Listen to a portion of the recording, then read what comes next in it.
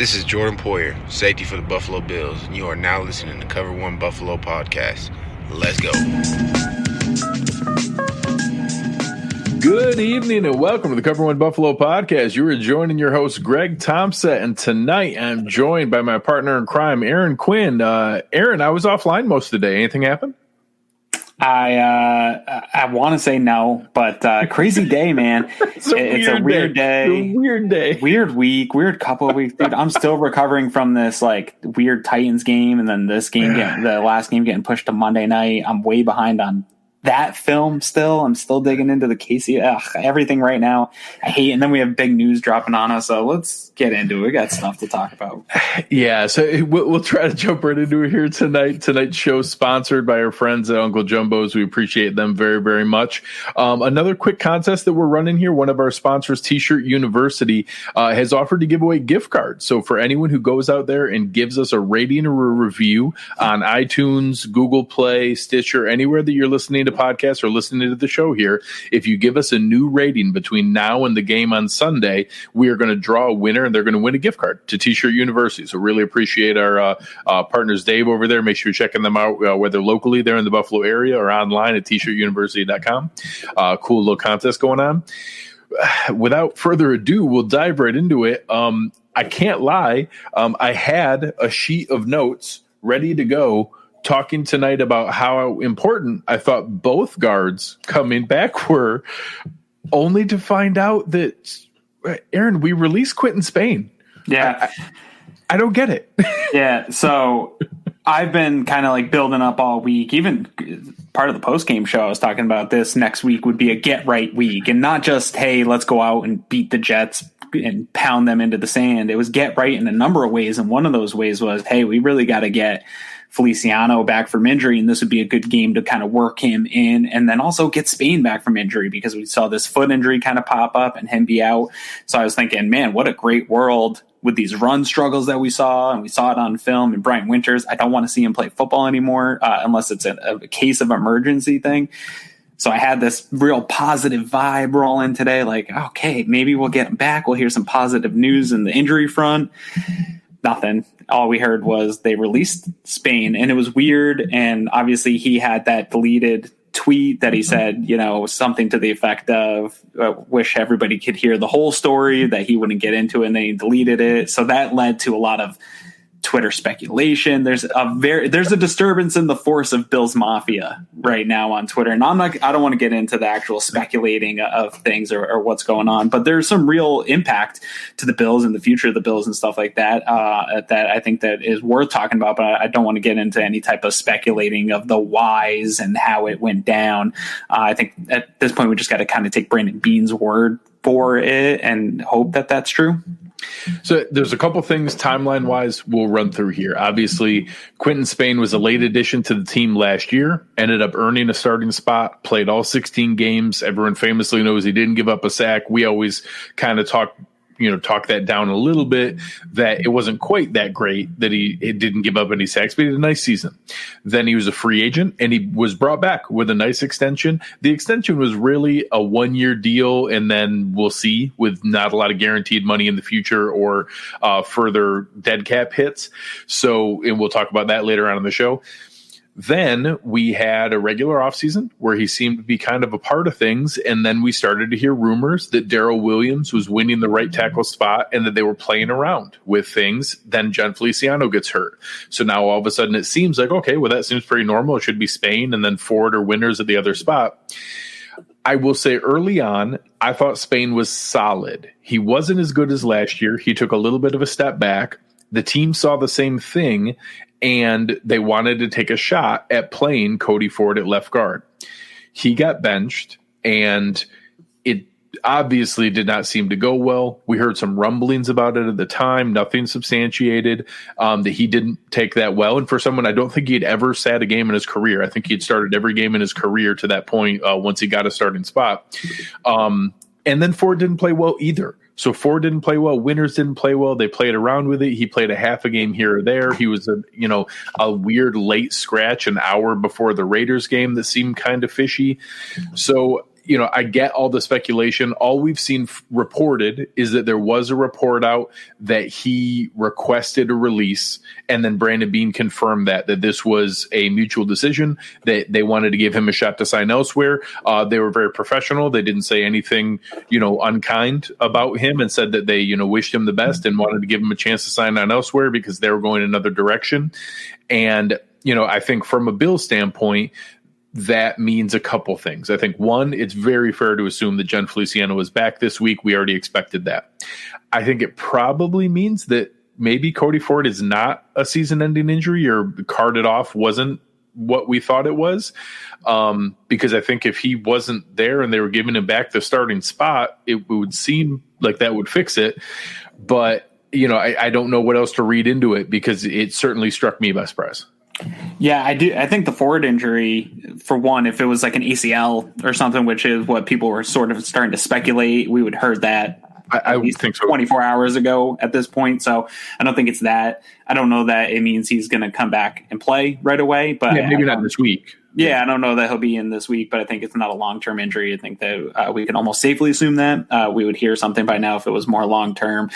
I don't know. It's, again, without getting into speculation, one thing we do know, and we talk about it all the time on Twitter, not so much on the show, is the massive egos in the NFL and the type of personality it takes to get to the level that they're all at anyway. And so I do see a scenario where a guy believes they are better than a person, and maybe the coaching staff that doesn't line up, and you even have the fans who are seeing film and saying, what are these guys doing? But we do have to kind of trust in what's going on in the building. But where those types of personalities and those types of egos in a situation like that can just probably deteriorate, and people get upset or mad and want to be released. And I think at the end of the day, no matter what happened, what stories come out, if it was just as simple as Quentin and his representatives coming and saying, hey, we want Quinn to have an opportunity somewhere and it's not here, clearly you've made a decision. I think good on the Bills for a lot. They could have just been jerks and said, no. Tough luck. Yeah. Yeah, we want the depth. Sucks for you. We signed you. We gave you money. You're going to stay here and play it out. And they've done that a number of times with guys, allowing them to find a spot. I think a lot of people came out and said, we're frustrated. Hey, why didn't they trade Quentin Spain? And if it's something to the fact that he wanted a release to go kind of find a home, I can see a scenario where doing what the player wants is a good thing, and having that good karma out there. There's also a scenario where they did get on the phone and tried to make calls. And that's the scenario I sort of assume. I don't think Brandon Beane loves necessarily giving stuff away for nothing, but I don't know that Quentin Spain is necessarily going to draw a ton of trade value right now. One of my takes that I had earlier today kind of explains why. I think there are two things that can be true. I think you and I both think Quentin Spain was playing slightly better than Brian Winters and Cody Ford. Also, if Quentin Spain was earning his contract, none of this would have happened. Yeah. So he wasn't playing well. He wasn't playing up to that contract. That also meant no team wanted to trade for that contract.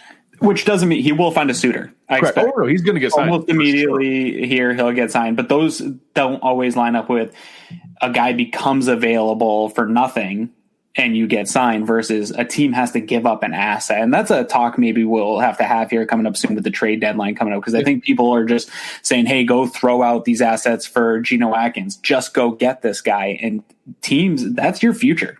And we also say, hey, Josh Allen's going to sign a big contract soon. We need to continue to build depth on this team. You can't really have it both ways. And teams don't want to just give up their future for 1 year rentals here and there, especially a guy like Spain. If it's not, you're not sure that he's actually going to be the contributor you think he is to give up an asset for. So I do think those phone calls happened. I think that even today when they announced the release, I think that Brandon Beane might have still been hoping, because the release doesn't go into effect. We've seen that happen before where a team releases somebody and then trades them. We saw with the Carolina Panthers and Andre Smith with the Bills. The Bills came in and said, no, don't release him. We'll trade you as seventh or a conditional seventh.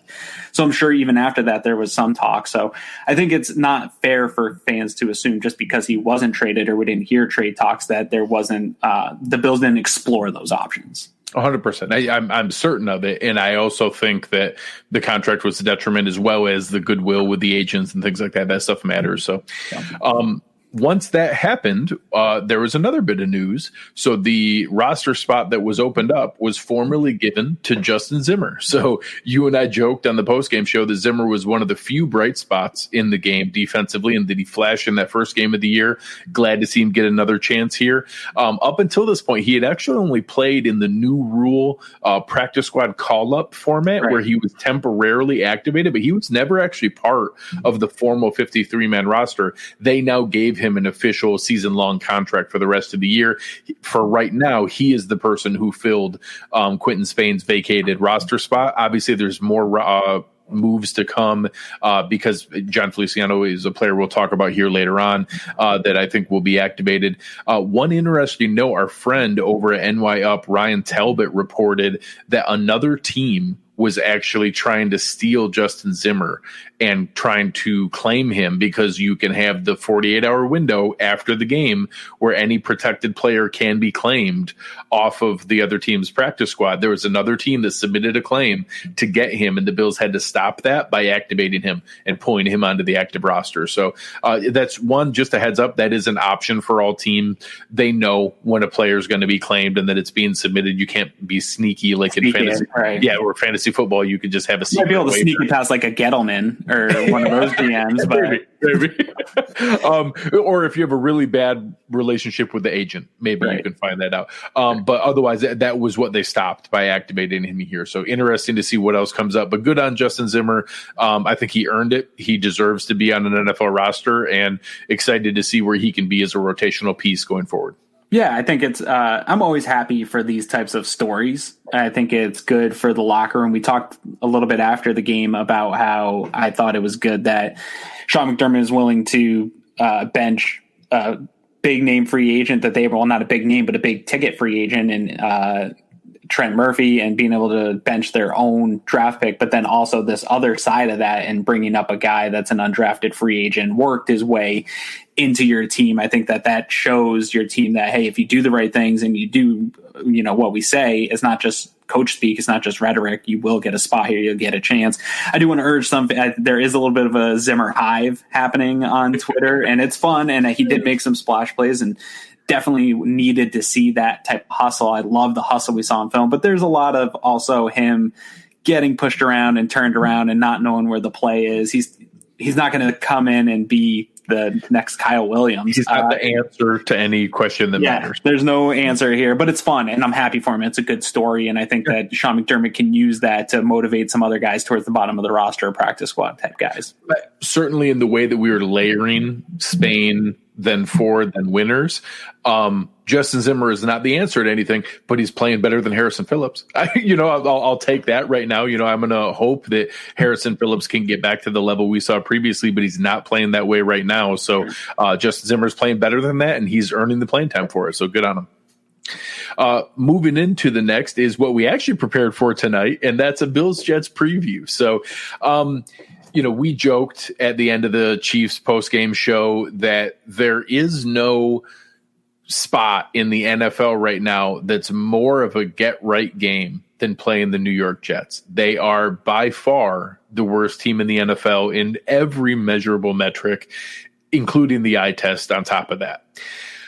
When you hear people throw out terms like get-right game, what does that mean to you, either just philosophically or maybe some milestones you want to see in the game that would make you feel like this was a get-right game?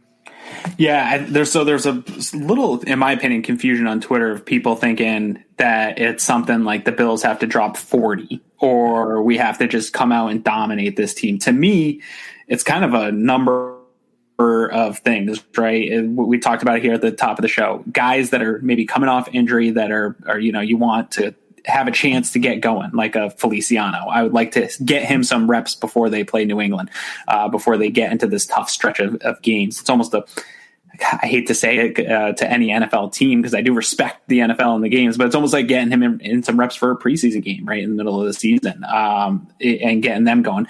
It's also a get right for maybe a John Brown who still doesn't seem fully recovered from that injury and is still sitting there on the injury report. And Matt Milano. I wouldn't be mad if Matt Milano we wanted him back last week, but if he now needs an extra week of rest, this is a week to get right. And then to sort of get right. It's an opportunity, just like scrimmages are, and just like I'm really downplaying this matchup, but just like some of those preseason games are for Brian Dable to scheme up the run game, for the defensive line to work on some of the stunts. We heard Leslie Frazier talk about them trying to get the continuity with all these new pieces and knowing how to play each other. These are these opportunities against the team that is subpar. So you should be able to go out and beat, even if you're making some of the mistakes we've seen, but also to clean up some of these mistakes and these miscommunications.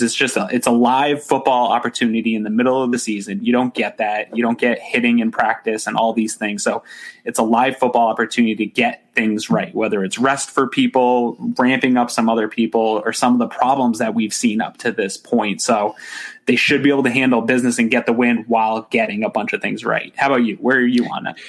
So I tried to think through this as we were preparing for the show, and I kind of threw out the idea of, hey, let's talk about what this means. So I tried to separate it into needs and wants. And for a get right game, there's a couple different pieces.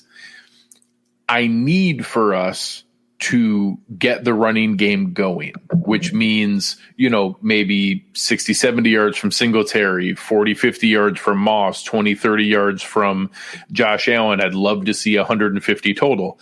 I want for them to run for 200 yards and to destroy them. I need for the offensive line to get things back together, to have consistent protection, to open up holes. I want for them to have pancakes and crazy highlight reel blocks. I need for the defense to get things back right, not give up big plays, don't be lax and let them get some level of confidence. I want for them to pitch a shutout and to destroy this team. I need for them to control the game, to never be, in doubt of who's going to win. I'd like for them to cover and to win by a comfortable score that seems like, hey, they were the better team. They won. They took care of the game and they put it away carefully.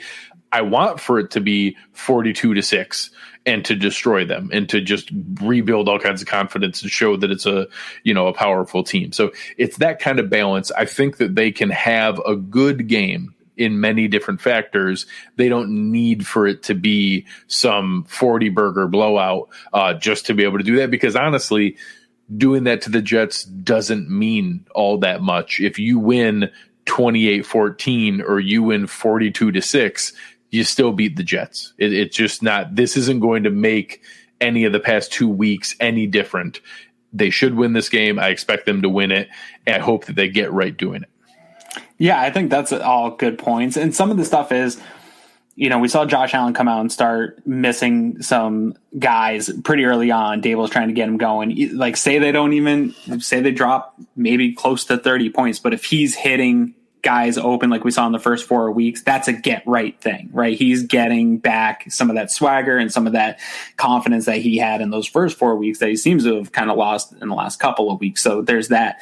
This is also a big get right for the fan base. I said at the top, there's a bit of a disturbance that I'm picking up. And here's an area that I'm willing to speculate. I don't want to speculate about players and GMs and coaches, but I'll speculate about the fan base. There's a bit of a disturbance in the force here with Bills Mafia. People are feeling tension. There's a lot of tension in the air, and the fan base needs this to have a good, fun football Sunday where their team comes out and establishes dominance against the inferior opponent, because we have some important games coming up to build some confidence back in the fan base. Because I'll tell you, man, all of us, including myself, fan base got punched in the mouth over the past couple of weeks on Twitter. Well, I heard it from all directions. Yeah, there's not a whole lot that we can say, but we're starting to it's starting to attack each other about the differences in the games. And I don't think that the losses were as necessarily bad as they feel or they looked. But I do think that the fan base needs this get right moment just as much as the team and the coaches themselves, because Bills Mafia is a lot more fun when they were 4-0, and I want to see that Bills Mafia again, and not this Bills Mafia that's just we're all tearing each other apart over every opinion.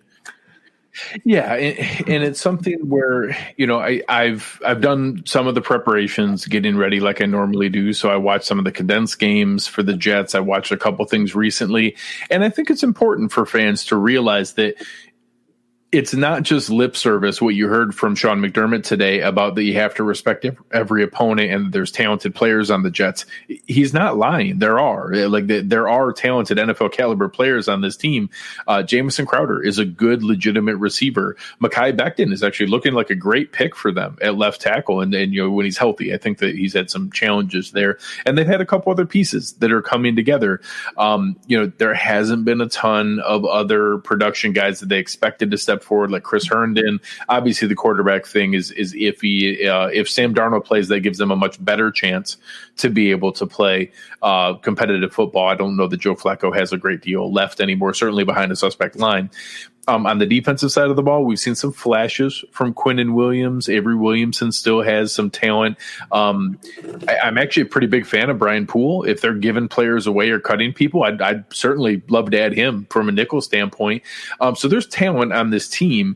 And if you mess around, the worst thing you can do is give an underdog that's hurt and kicked while it's down any confidence or hope. You can't let them have a big play early. You can't have a turnover early. You can't let them get any ideas that they can hang around with you, because regardless of how terrible their coaching is, they're still NFL caliber athletes. And that if you give them the chance to build some confidence, they can think that they deserve to hang around to this game. So I do think that's a key, is to jump out, take a lead early, and take the wind out of their sails and let them, like they have every week, go with here we go again, and just let it unravel.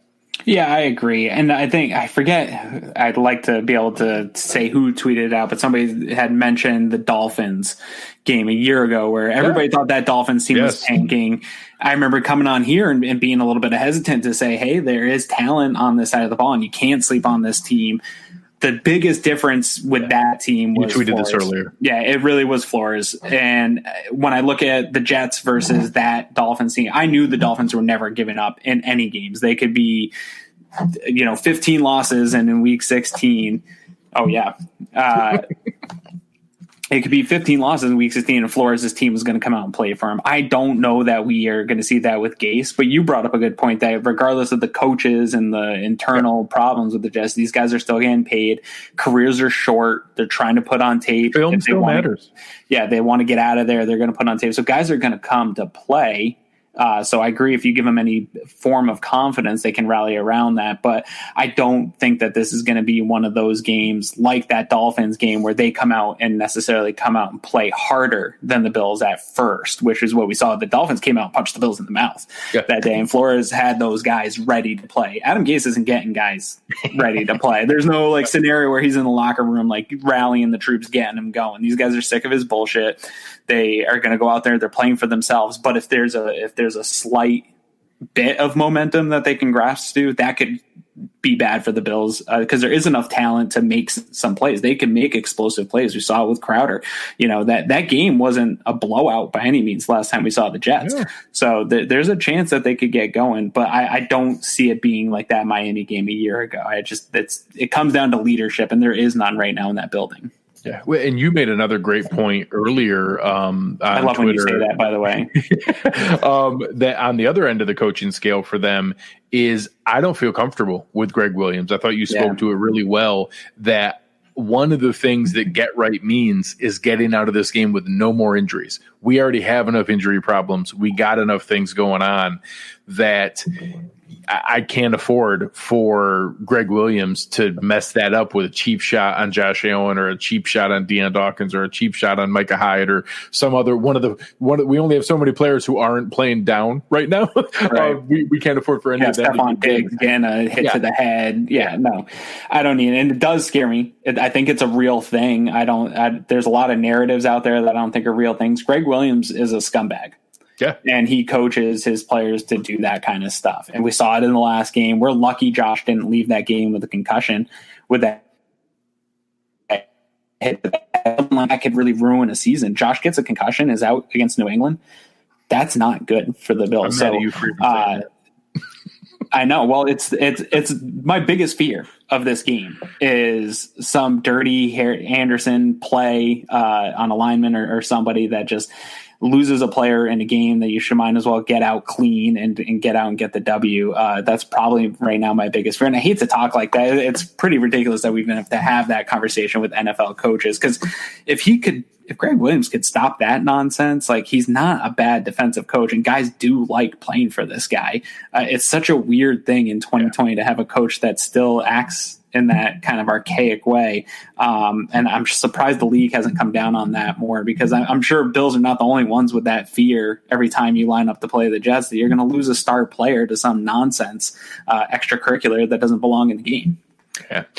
So one of the positives I think that we have coming back this week, we decided to make our Uncle Jumbo spotlight player, and that's Jon Feliciano. And I think when you talk about whether it's Bills Mafia needing a shot of energy, or when you talk about this roster getting a shot of energy, Jon Feliciano is just one of those vibrant, energetic players that everybody buys into. You can tell how much Josh loves him. You can he's messing around on the field all the time, and is just a guy who brings a great deal of energy and excitement to that roster.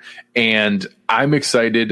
This is, right there. They technically can sit him for one more game. I think they have until this following Monday that they could activate him. I expect him to get activated here on Friday or Saturday. That's how they did Josh Norman coming off IR. They don't have any benefit in doing it ahead of time in case they have an injury in practice. So if you activate a player now and have to cut, they're going to have to cut someone or bump them back down to the practice squad. There's no benefit in doing that. I think they're waiting to see what Cam Lewis looks like. Cam Lewis was practicing today in a limited fashion with a lot of wrap on his hand. Almost a club, yeah. Yeah, so that's an easy one that they can move him back to the practice squad and be able to try to waive him. There's some other moves that they can mess around with, some of the linebackers they brought up. That will also come into play. Say Matt Milano's ready to play, which honestly I kind of hope they don't. I'd rather give him one more week. They don't need him per se for this Jets game. I'd rather they give him one more week and bring him back for the Patriots. But let's say he was ready. All of a sudden now Andre Smith or one of the other players would be available to be moved around to take care of things. So for any players saying, why haven't they activated him yet? It's because there's no benefit. They know what they're doing with Jon Feliciano. I fully expect it to be on Friday or Saturday for him to be activated. I expect him to be activated and directly into the starting lineup. I expect that to be at left guard, although it's possible they put him at right guard if they think Cody Ford is more comfortable at left guard and going to be returning relatively soon. So first, give me your thoughts on Feliciano coming back, and then maybe we'll talk about what the short-term answer is at the other guard spot.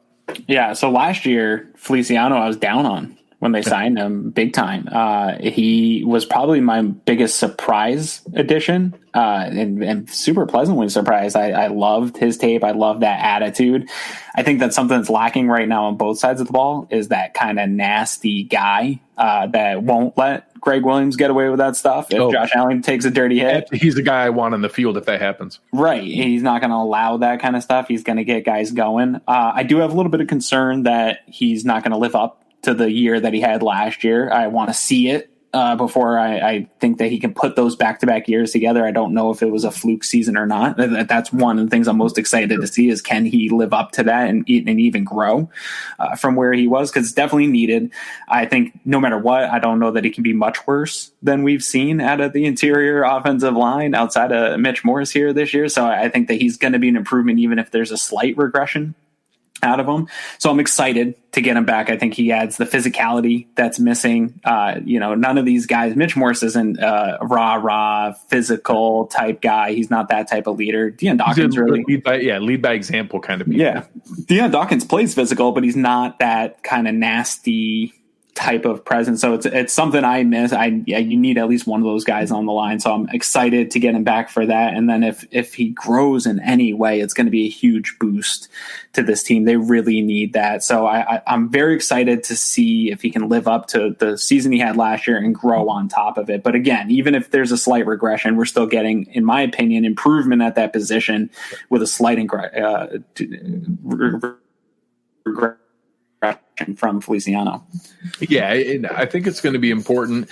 Again, we spoke about it when we talked about the Quinton Spain release that, we have to assume that means this isn't a season-long or serious injury for Cody Ford, but I also don't expect him to play on Sunday.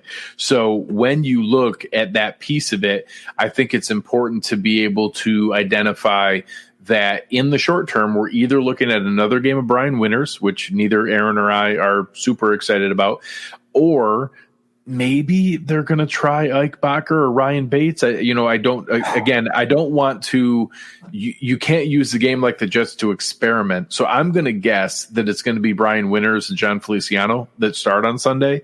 And that, Winters hasn't been great, but I trust him more than I trust Ryan Bates or Ike Bacher. So we need Ford to come back, or we need there to be some other mood. And I know people are throwing out Larry Warford and other things like that. I just don't think there's a free agent available that you're going to be able to bring in and get up to speed fast enough for it to matter. You certainly can't do it now with the 5-day rule. No free agent could play on Sunday either way. So maybe later on a trade or a signing could happen. I don't expect either. We're going to have to make it work with what we got. Yeah, and one thing that we kind of deal with every single year with not only our fan base, but fan bases around the league is no matter how good your team is or your expectations of your team, there's parts of it that are going to be flawed.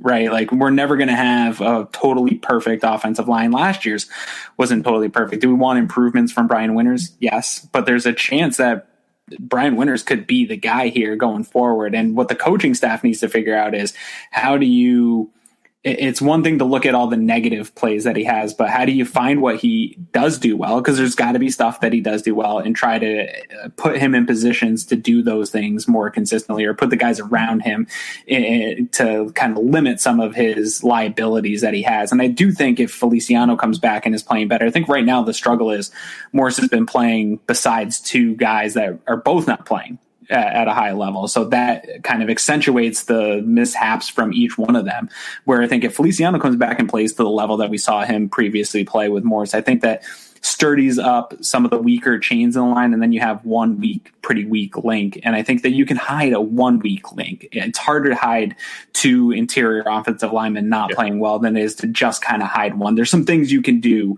to take some of the pressure off of Brian Winters or even Cody Ford, because really neither one is standing out over pretty the other similar. one. Pretty similar. So whichever one's in there, I think as long as Feliciano comes back and is playing at a high level that we saw last year, that we might be able to hide some of that stuff, because there isn't an offensive line in the NFL really that's perfect all the way. There's a weak link on all of them. So you just got to kind of try to limit it as much as possible going forward. Yeah, great point by Taylor here. I hadn't even thought of it. Steve McClendon was a challenge for the Bills in week 1. And the reason they weren't able to run the ball that well, he is a great run defender. So obviously I wasn't surprised that they didn't trade him in division and they traded him to Tampa Bay. I would have loved to have had a player like him. Eric spoke about that as well. He would have been an awesome fit for what the Bills need at one tech. But obviously I'm not shocked they didn't trade him in division. But yeah, that is a great point. That is one less thing to worry about for Feliciano's Winters, Bacher, Bates. It hurts me to say those things. Yeah. Whoever it happens to be, it's one less thing to worry about is that it won't be Steve McClendon. For sure. On the McClendon topic, that's another one we just talked about with Spain. I saw a ton of people in my mention saying, well, why didn't the Bills get him? And I guarantee you it takes two. Yeah, it does take two, and I guarantee you Brandon Beane made a call. Like, he is constantly. We saw, like, when I saw the Le'Veon Bell news and that the Bills were in that, one of the things I tweeted out was this should be proof to everybody that they are constantly making calls and working the phones to try to improve parts of the team. That if us idiot fans like me are watching and saying, hey, the Brian Winters guy the defensive line doesn't look good, or this Brian Winters guy doesn't look good, if I can figure that out, Brandon Beane, Joe Shane, Dan Morgan, they know these things too, and they're working to improve them. And I'm sure they made a call, and I'm sure the Jets said, well, we have an offer to send them to the NFC that's either the same or better, so screw you, Bills. That's where we're going, you know? And if Brandon Beane's not going to overpay for that. And we got a couple good questions here that I think are going to lead into our next discussion. So I'm going to list this with, are there any other players you guys would trade for before the deadline? So one of the pieces that we want to be careful with is being able to look at what this Quinton Spain release does. So Quinton Spain being released, I'm still working through a couple things. There were some early guarantees in the contract for $4.5 million. I believe that by releasing them now, they're going to eat all of that in the first year. His cap number was $4.75 million. There would be $250,000 in cap savings potentially, but I think it was all guaranteed once he made the 53-man roster. I believe that brings forward his guarantees into this year. So whether it splits that out into 2020 and a little bit in 2021, overall, it's going to open up about $5 million total with a $1 million dead cap hit, meaning about $4 million in savings. So whether that goes into a player you can trade for or a player that you can sign next year or use it towards the Matt Milano extension or whatever it might be, or Darrell Williams or John Feliciano, who is a free agent. They may just give John Feliciano Quinton Spain's contract next year, that 3-year, $15 million deal. What that also does is there's not a lot of cap room right now. So PJ's asking, are there any players you could trade for? I played around and I looked to see if I could find struggling teams with upcoming free agents at a position we can use who are already on cheap contracts or the end of their rookie contract. There's not a ton of players like that. I found 2 in the secondary. The Chargers have Desmond King, who's been talked about a lot. He's going to get paid a ton of money next spring. The challenge is the Chargers know that too. So if they wait until next spring and then he walks, they can probably get a 3rd-round comp pick, which means why would they sell him for any less than a 3rd-round pick? I think that you look at a guy like Justin Jackson or James Jackson. Josh Jackson, thank you, in Green Bay, who is a lanky zone corner playing in a man scheme in Green Bay. An Iowa guy. Yeah, Iowa guy. So he's probably more attainable, a little bit cheaper. On the defensive line, there's not a ton, but I looked at some guys on the Giants and the Bengals. So the Bengals have Carl Lawson coming up as a free agent. I know people talked about Geno Atkins and Carlos Dunlap. They're making too much money. We can't afford to add them. Yeah. And they're not the fits for what the Bills need either. Correct. So, if we can get a cheap pass rusher like Carl Lawson, I'd kick the tires there. On the Giants, they have both Marcus Golden, who's not a rookie, but is only on a $3 million contract. So there's only like about $2 million of that left. And then Dalvin Tomlinson, who is kind of a Quentin Jefferson type rotational defensive lineman that can play different roles. So I don't think, and this brings up 2 different points. There are players they can trade for. Some of them are decent. Desmond King is a game-changing player. If they somehow gave up the draft compensation to get Desmond King, he is an all-pro level nickel corner. That would be an impactful move. I don't expect that. Beyond that, no player the Bills can trade for are going to be as good as the player we thought Ed Oliver was going to develop into, the player that we thought Tremaine Edmonds was ready to be, the player that a healthy Trey White is at his elite level, or the player that a healthy Matt Milano is. We're not trading for anyone as good as those 4 players. And for this defense to be good, we need those 4 players to step up. That it's as simple as that. Yeah, there's a lot there. So like with King, for instance, because I got people hitting my mentions up for trades all the time. I'm not giving away a 3rd-round pick unless I know I can lock that guy up. I'm just not. Like, I think the Bills are a good team. I think they can make a run. I don't think that they're at the level of the Kansas City Chiefs. Yeah, I don't think they're at the level of a Super Bowl caliber team. If they were right there at the cusp of it and that was the difference and you make a 1-year run, I can get talked into it, but I'm not taking rentals with the future. I'm not giving up the future for rentals. Josh and that's Allen's likely Matt Milano's contract because Desmond King's going to get paid about the same amount. Exactly. And this team is too young at the core, even with the struggles that they're having. The coach just got signed to an extension. There's too much in the good foundation for the future to sell it out for this year, even though fans want it to be. Yes. So no one will make a material difference. I get teased for saying material difference a lot. But it's true. And I had a lot of arguments today of like some of these guys. I think Giants, Tomlinson there could make a material difference. I think there's a deal that makes sense that you could get him in here depending on how he played for longer term. Sure. I think there's something that makes sense there. A guy that I'm going to start pounding the table for as the Eagles continue to struggle is I want to start the fan base to bring back Nickel Roby Roby Coleman Yeah. into the slot. I think he's only making like $1 million. Yeah, it's cheap. It's cheap. This year. It's a 1-year deal. And I do think that as we much as should he be getting players from them, but the NFC is so bad that their record doesn't matter. Yeah, no, they actually are not like a game back from first place. But still, I do think that they're going to start to sell off some stuff at some point. If the deals are right, they need to get some depth and get some draft picks. So that's a guy, as much as I've been, looking for something at slot, that was something that I looked at because everyone was talking about Fletcher Cox today. And I don't think that the Bills are going to be able to make a move for Fletcher Cox. I would love to see that happen, but I don't think it. But when I was looking up his contract and stuff, Roby Coleman stood out to me and I said, hey, man, as much as he's starting to decline, I think he's better fit right now than Taron Johnson or Cam Lewis in that slot position. And that could take away a lot of what we need. Because I think outside of that one tech, we need to find a solution at slot. And as well as Cam Lewis played and the fan base likes that guy, and I do too, I don't think he's additionally the answer. I think he's similar to Taron Johnson, maybe too similar, and not going to provide what we needed, which is better coverage. He'll provide the same type of support in the run game, but I don't know that either one of those guys are the answer. So that's really where I'm looking right now is, yes, we need a one tech, but it's a passing league. And the teams that they're trying to beat to get to the AFC Championship game are passing teams. And I want to be able to see better coverage and slot. So I'm going to start the bring back Roby Coleman fan site. You'll see a new account coming out soon.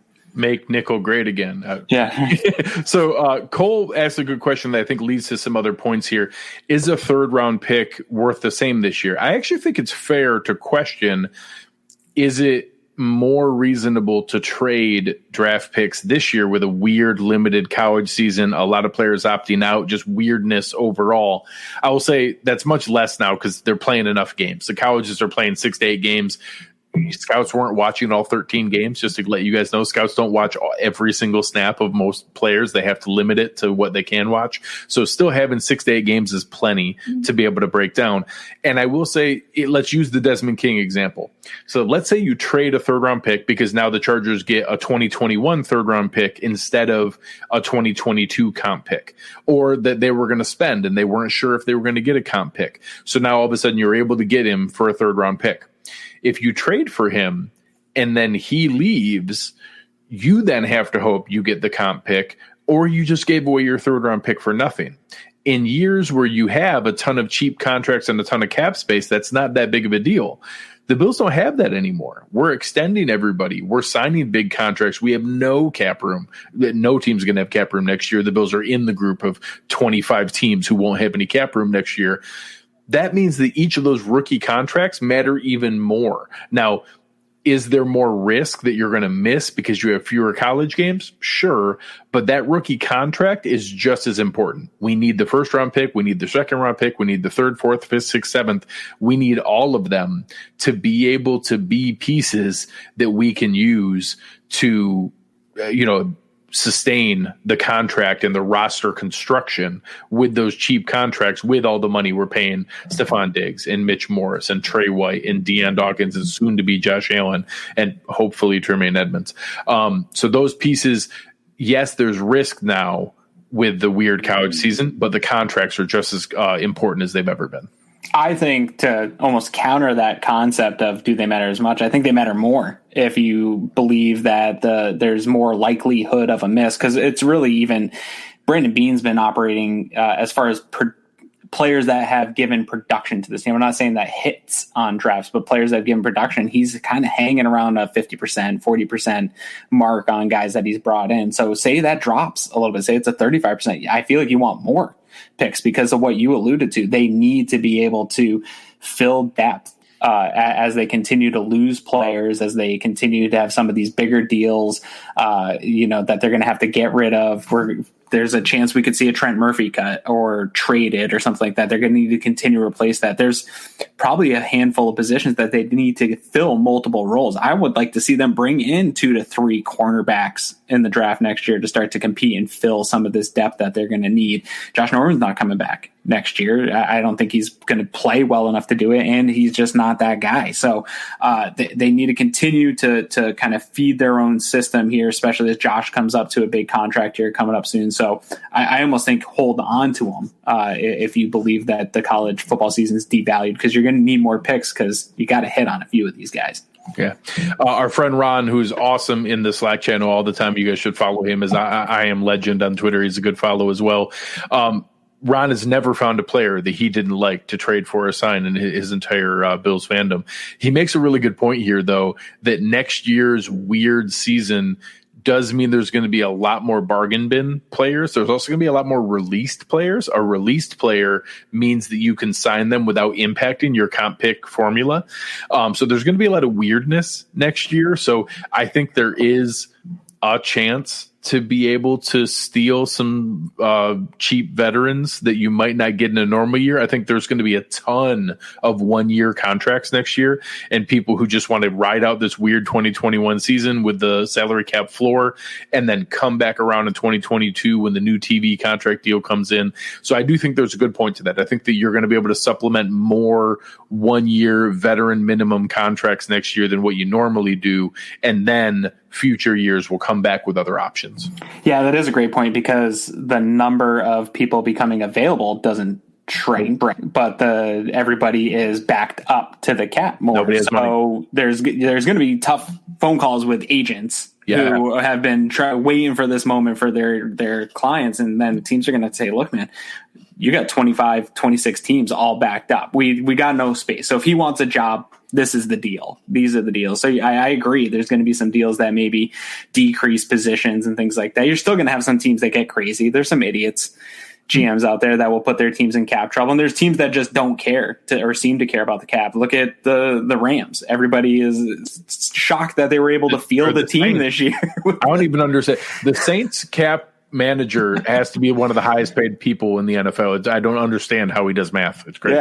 Yeah. So there's definitely teams out there that will still hand out deals, but I think for the most part, you're still going to have thousands of NFL players becoming available with limited cap league wide. So yeah, and if anybody I think can find deals, it's guys like Bean, Shane, and Morgan that will be able to find fits on deals, which is really what you need to build depth. Yeah, absolutely. So get ready. Send us in your questions. Anything you have to close out the show, we'll try to answer them after we do our game predictions. Getting ready for this game, we talked about what a get-right game means. We talked about things that we'd like to see. We spotlighted some of the players, talked about the impact of the cuts. We'll flip it around for you going first this time. What are you expecting from a game prediction standpoint? I think there's a lot of angst and tension, like I said, not only in the fan base. I think it's in the building. There's a lot of angst to get this just kind of monkey off their backs. I tweeted out that it's not a huge deal for a team to drop 2 games in a row. We've seen teams drop 2 games in a row. The last 2 years, the Super Bowl winners dropped 2 games in a row and some bad losses and came back and righted the ship. But it doesn't feel good as a player. It doesn't feel good in the building. There's a bad vibe. Coaches are yelling at you. The film sessions, like we talk about, are always not fun. So the Bills want to come out and get this done. I don't think they're sleeping on the Jets. I feel bad for the Jets this week because it is a get-right game for these guys. Josh Allen wants to come out and lay up points on these guys. They are motivated to show that they're not a paper tiger, even though everyone will say, well, beating the Jets doesn't prove anything. It's an internal thing for them. So I expect the Bills to come out, punch them in the mouth. I expect this defense to come out, play aggressive, get some turnovers, do some of the things that we haven't seen from them yet. I don't think it'll be a crazy, wild. I don't expect it to be a 48-3 football game. Maybe if Joe Flacco plays, I'm not sure. That's a possibility. I'm thinking somewhere around like a 31-13. I think that's the biggest spread that I've ever picked for any of these games. But I think that they're just meeting the Bills on a time when they just want to really just show up and punch the next guy in the face, and it just happens to be the Jets. So I think the Bills put up 30+. I think the Jets maybe get a touchdown, and some field goals out of this game. I think they can put together enough plays still to score. It's still in the NFL. I think the Bills get a little soft late in the game and they allow some points. I think we see some guys come in a little early. We might see Matt Barkley make an appearance if it is, a bit of a blowout going in the fourth quarter, and then the Jets score late because Matt Barkley can't move the ball or something like that. But I expect this to be a pretty easy Sunday where I just get to sit back, drink beer, have some buffalo chicken dip, and then come and do a fun show with you. No, I pray that that's exactly right. I was super, super close. I had 31-10. So yeah. I think it's very, very similar. I think they controlled the game. I don't think it's ever in doubt. I think they comfortably pull away as the game goes. I do think that the Jets' one score is going to be later in the game. I think that they're going to be down like 21-3 or something like that at halftime and then cruising. And I want to see them impose their will in the second half to be able to go through there and to be able to simply pound the rock and take care of them. So I do think that we see a comfortable Bills win. I think you and I have a very enjoyable afternoon and a fun show. So before we wrap things up here, let's go ahead and answer a couple questions from people. Nick Lowe's with us all the time. He's asking, who do we think we drop off for Zimmer? Again, remember, Justin Zimmer was added for Quentin Spain's release, although with Feliciano, we expect one more move. I expect that move to either be a short-term IR for Cody Ford, a short-term IR for Cam Lewis, a release of Deion Lacey, a short-term IR for Harrison Phillips, one of those kind of moves where they play around with the roster rules. Or isn't Brian Cox is still on that practice squad? They didn't sign him to the active. Similar to Zimmer. He was a call-up that would be sent back, so he didn't really count. There's a couple of those. Andre Smith was the same thing with that. He was a call-up that didn't count. So they'll be able to play around with things that way. They can move a guy back to the practice squad. As we predicted in the preseason, we are not seeing a ton of stealing and claiming from other people's practice squads. It's just not realistic in this time frame. So they can mess around with that and keep it pretty clean. So I think Zimmer stays on the roster and is pretty safe. Our friend Anthony Romeo, make sure you guys are checking out the Hoof podcast, doing a fantastic job. Anthony's making some killer picks. That's a handsome picture of him too. It is a very handsome picture. So which players do you sit out this game to get healthy? We did comment a little bit on that earlier. I don't want to see Matt Milano play. I don't want to see John Brown play. Anyone who is even slightly dinged, give them the inactive and let other players come in and play here. There is no reason to risk it. I hope that we sit anybody who's even remotely unhealthy. Yeah, I think Ford, depending on the extent of his injury, you give him more rest. Cam Lewis is another guy. I think having him in the bandage that he was in, I don't want to see him re-aggravate it, trying to make a play. And he is a guy that I do want to see play, and I think this would be a good opportunity to get a young guy some reps, but I'd rather see him play fully healthy. I think they're going to have to rotate that slot position, so that's another guy I'd like to see get some rest here because we got a tough stretch coming. I'll let you answer this question. Yeah. How do I feel about the future of Taron Johnson? I don't think he's going anywhere. I think, I do think they want to get Cam in to that position. I don't know that Cam's the answer either. I think anybody right now in the slot that isn't like a perennial top slot coverage guy is going to struggle. I think some of the struggles are the inconsistency at linebacker, playing with guys that they haven't played with, Matt Milano being out. They cover a lot of that space. They cover a lot of space. They share a lot of space. It's a lot of communication. There's a lot of that type of stuff that goes on. I don't think that's all the struggles that are going on with Taron. I think he is being targeted quite a bit. That some of that is when Trey's out there, Trey's still playing. He had a lights out game here. That takes away almost half your field when he's out there. Josh Norman had a pretty good coverage game. I know people are upset with him. So when you have good coverage in other spots, there's only going to be a couple spaces left to throw the ball. And unfortunately, Taron's not holding up his part, but he's not going anywhere. He's still on his rookie deal. I think his future is possibly staying on this roster as a continuing to develop guy on a cheap deal. I think that they have enough faith in him to keep him on the roster, but I don't expect him to continue to develop at the trajectory he was in his rookie year. Agreed. And I think we're both sad to see that. I think we both had high hopes for him, and I don't think that it's written off that he can't rebound to what we've seen previously, but there's enough concern there now that I think we both supported seeing reps from Cam Lewis. So we'll see where that goes from here. Chuck was asking here, this is more just a clarification. The same thing with the Quentin Spain deal. Players' contracts, once you make the 53-man roster, the vested veteran guarantee, it's the vested veteran clause, their contracts guaranteed for the season. So cutting any player now does not save any money, just like cutting Quentin Spain right now did not save us any 2020 money. It did free up his 2021 money Trent Murphy's not on the roster for next year. He's a free agent. So Anthony Romeo hammered us about this, and he was spot on. I think we both supported keeping Trent Murphy. He has played okay.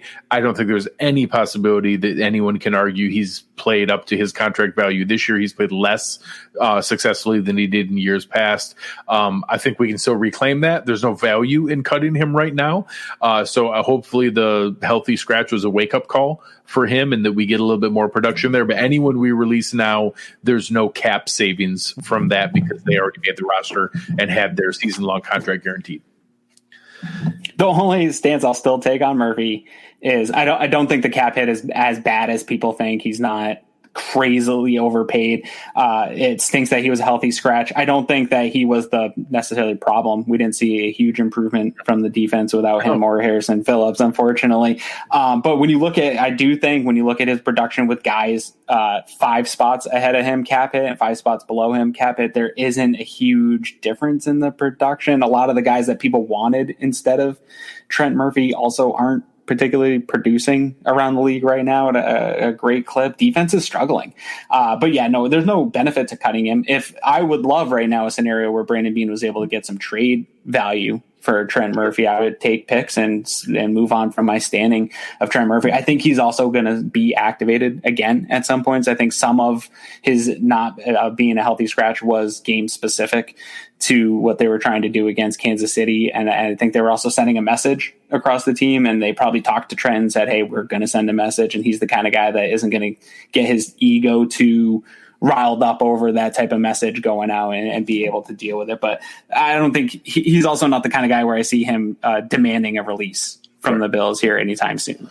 And that is an important point you made. The one exception to having cap relief in season is a trade. So if you trade the contract, the other team takes it on. So whatever that prorated amount, 10 games out of 16, if that were to happen, there was about a $6 or an $8 million opportunity there. So that means maybe $5.5 million you could get another team to take. That's also why it would be difficult to be able to. It's a tough trade. Yeah. So I don't expect that. Liam, a friend of ours from the Cover One Slack channel, make sure you guys are coming and checking us out at cover1.net. Aaron, who would you predict to have a breakout game this Sunday? Well, before Spain got released, I thought the vision in my mind was that we would get Spain and Feliciano and that Devin Singletary would have a big breakout game here. I think it's still possible, especially without McClendon. I do think Singletary can have a good game. The run game has really been something that's kind of ticking me off because we saw my buddy Nate Geary, I'm going to throw him under the bus, talking about putting TJ Yeldon coming off as a feature back. As the feature back, giving him spot. I don't agree with Nate. I think he was feeling a little in his emotions and tweeting, you should have just stepped away and breathed a little bit. I love you, Nate. But I actually like what I've seen at a Singletary for the most part, but he's not Barry Sanders. So running behind some of this line, he's not going to just break free and get on these crazy yards. So I want to see him, and maybe with Feliciano coming back, that's just enough. And against a maybe suspect defensive line right now without McClendon, he could get going, and he needs it. He needs to get some confidence built back up. So that's my guy. How about you? So I'm going to go with Zach Moss. I am hopeful that they get things up and running, and I hope this is a game where he's salting away the lead in the second half, really pounding it there. I don't expect either running back to get 100 yards, but I'd love to see 150 combined between the two of them. I think that's a possibility. So we'll see there, but I'll say that Zach Moss is our breakout player of the game from a breakout standpoint, like a surprise. He hasn't had a big game yet. I'd love to see him have a first big game. Yep. My final question is going to be from Keith, another one of our steady Cover One Slack members. Will you grow your beard out to honor Fitz? No, my wife has fully vetoed that. This is as long as it's allowed to get. I have to keep it trimmed like this. Happy wife, happy life is the best advice I can give any of you guys. So Aaron, thank you to our sponsors, Uncle Jumbo's, our sponsors at West Her, great partners for the show that we do. Make sure you're checking out the folks at T-Shirt University and giving us a rating or review. Anyone who gives a new review here over the next 4 days before the game on Sunday, we're going to announce a winner of the T-Shirt University gift card to be able to to be able to win a gift card for T-Shirt University.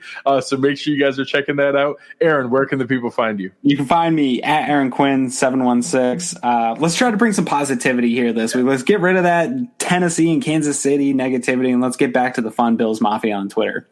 You guys can find me at Greg Tompsett, GregTompsett. Make sure you guys are having a good time. Be good to each other. Be kind. You have been listening to Cover One Buffalo, and we are out.